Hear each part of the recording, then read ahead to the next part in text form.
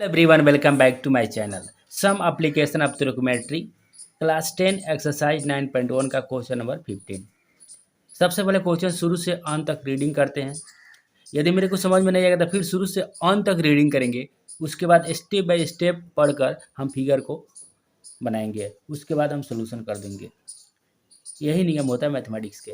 तो हम भी शुरू से अंत तक इसको पढ़ देते हैं। तो देखिए, the state highway leads to the foot of a tower.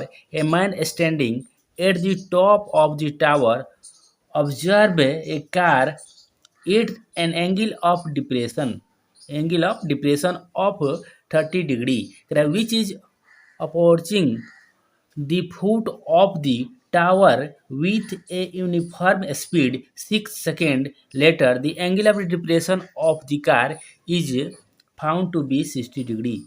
Find time taken by the car to reach the foot of the tower from this point.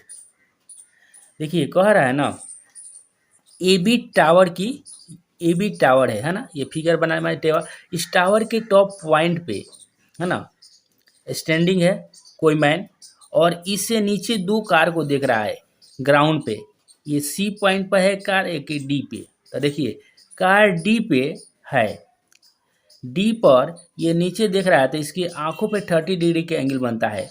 वह 6 सेकेंड के बाद डी टावर की ओर बढ़ते जा रहा है। डी से सी पॉइंट पर चला गया। इसको टाइम कितना लगा डी से सी जाने में? 6 सेकेंड। कितना लगा? 6 सेकेंड। तो कह रहा है सी से बी तक जाने में उसको कितना समय लगेगा, यही हमें फाइंड आउट करना है। तो सबसे पहले हम सोल्यूशन लिख देते हैं। तो ये एंगल ऑफ डिप्रेशन है, तो मान के चलिए ऊपर से नीचे देखेगा तो अल्टरनेटिंग एंगल से ये 30 है तो ये 30 हो जाएगा, ये 60 है तो ये 60 डिग्री हो जाएगा। तो सोल्यूशन में सबसे पहले लिख देते हैं, let height of the tower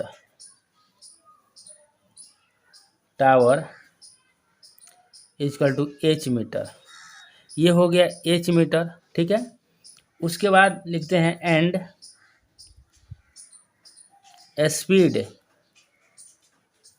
speed of the car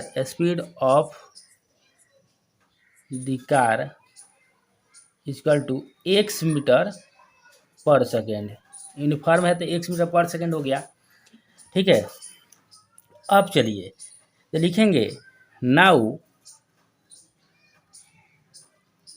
मान के चलिए C से B तक जाने में उसको कितना समय लगा, उसको T मान लेते हैं।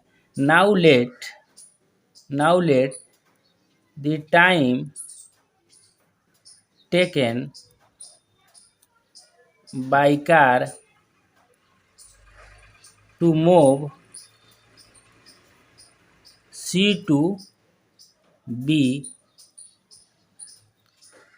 इक्वल टू T सेकेंड, ठीक है। चलिए, तो ये हो गया। अब बताइए D से C तक जाने में उसको 6 सेकेंड लगा है। कितना लगा है? 6 सेकेंड लगा है।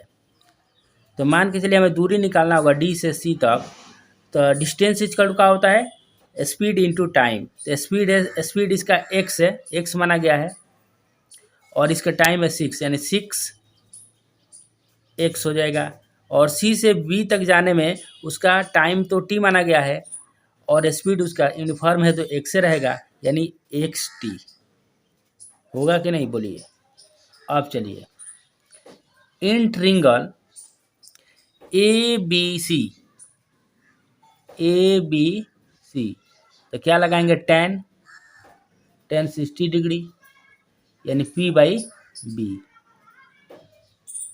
अब चलिए, 60 डिग्री का वैल्यू होता है √3, और P का वैल्यू H है, और B का वैल्यू का है, B का वैल्यू B से लेकर C तक XT है, तो XT लिख दीजिए। अब चलिए, यहाँ पे हमें एच के मान निकालना होगा। तो एच इक्वल टू क्या हो जाएंगे? XT √3 होंगे कि नहीं? XT √3। इसको समीकरण 1 मान लीजिए, H बराबर XT √3। अब लिखेंगे integral A B D, A B D, इसमें भी क्या होगा 10 30 यानी क्या होंगे P बाई बी। तो 10 30 का वैल्यू क्या होता है 1/√3 और P का वैल्यू h है और B का वैल्यू क्या हो जाएंगे यहाँ से यहाँ तक 6 + xt, 6 + xt टोटल होगा कि नहीं, यहाँ से यहाँ तक इतना है 6x, एक आया 6x है, सॉरी ये 6x है और ये है xt। तो चलिए, तो यहाँ पे क्या हो जाएंगे √3h = हो जाएंगे 6x + xt होंगे ना। चलिए अब चलिए, तो h = क्या हो जाएंगे 6x + xt / √3, इक्वेशन 2। अब लिखेंगे यहाँ पे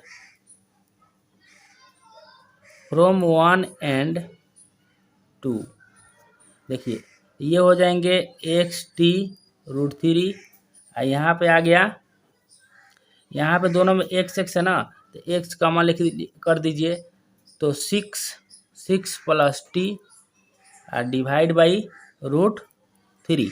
तो देखिए x से x कट गया, ये क्या हो जाएंगे √3t, √3 तो 3t हो जाएंगे, ये हो जाएंगे 6 + t, ध्यान से देखिएगा, तो 3t - t = 6, तो क्या हो जाएंगे 2t = 6 यानी 2×3 = 6, देयरफॉर t का जो वैल्यू निकल गया 3 सेकेंड हो गया। इस तरह से वीडियो समझ में आ रहा है तो मेरे चैनल को सब्सक्राइब जरूर करें। जय हिंद, जय भारत, वंदे मातरम।